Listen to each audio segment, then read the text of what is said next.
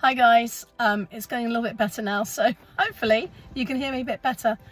I just wanted to make a little video just for those of you who are interested in becoming an ECA or a paramedic really. So this video is for you.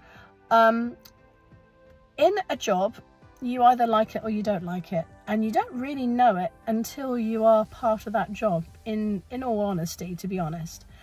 I've talked to quite a few ECAs in my time in the service, and quite a few paramedics, and generally most of them are quite happy in the job. However, once some of them have been in for a while, even up to sort of 12 weeks, or even 2 years, whether it be an ECA or a paramedic, sometimes they feel that actually the job's not for them, and that's absolutely fine. Okay, so if you go to the job and you're really excited and it's really good, and then you find, you know what, I don't think this is really for me for XYZ reasons, don't feel bad about saying, put your hands up saying you can't do it or you don't want to do it anymore or anything. It's not a bad thing. It's not for everybody, okay? Now, I really am happy that I took the role of an ECA first before joining up to be a student paramedic, for hopefully passing to be a paramedic. Because as an ECA, I know and I've seen what paramedics do, so it gives me a bit of an understanding of the job. I really am happy that I did PTS before I became an ECA, Patient Transport Service, to get me into the idea, the mindset about transportation of the patients, what type of patients are out there. And then if there's a problem with a health problem en route to their homes or back to the care place or wherever you're transporting them, then you've got the ability to use first aid, which they teach you in PTS.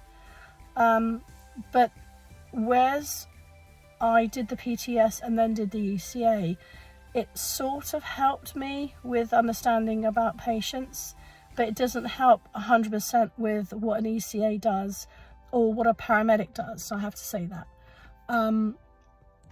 Things have changed in the service over the years, and some crew members, whether they be ECA students or paras, don't like the changes, and that's absolutely fine as well.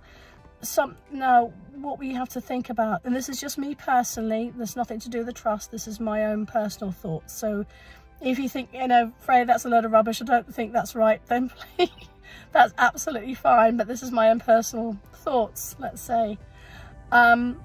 Where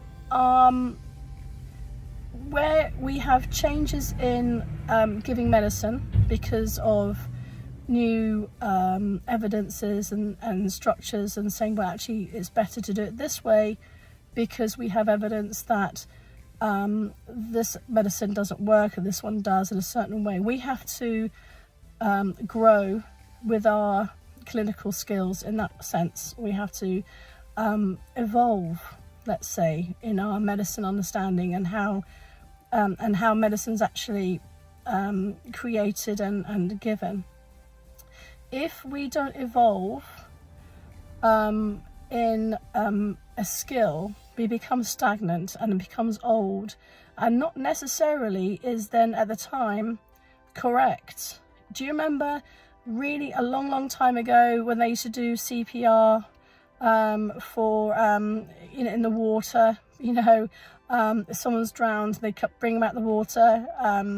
They used to do CPR in a different way they do now. Even cartoons, like the old Tom and Jerry cartoon, used to move their arms up and down to try and pump the water up from their chests. Nowadays we don't do that. We've moved on quite a bit. We've evolved our way of doing it because we've got evidence to show that didn't work as well as it's working now. And in fact, for example, CPR has changed several times over the last few years anyway, just slightly, with I can't remember exactly how much it is, but it's just a slight change. But it has changed slightly, you know, it has changed. It's evolved again. And going back to what I was talking about with the job itself is evolving, you know, whether it's the patients have a different idea of what we do and what their expectations are. And you know, we have to go with the changes. We have to evolve with it. Otherwise, if we stagnate and stay behind, then it's not good for us. It's not good for the patients. But sometimes those changes aren't what we like or what we prefer. And it's a matter of saying, okay, this is the change. Now I have to adapt to those changes, whether I like it or not, basically. And some people adapt really, really well, and some people don't care, and they said, yeah, carry on. But some people think, no, I want to do it this way all the time, but now it's changed again. And for them, it's not possible to go with those changes for whatever reasons, you know. And you know, that they wish to leave, or they wish to go out in other directions. So what I'm saying is that when you start a job, don't expect it to be stagnant. You know, it will evolve, it will change, but it's how you process those changes and how you can evolve with it. And if you're happy to evolve with it, and are able to evolve with it, then great. Personally, I still think it's the best job in the world for me. I'll see what it's like in like a few years' time when I get a bit more grey in my hair.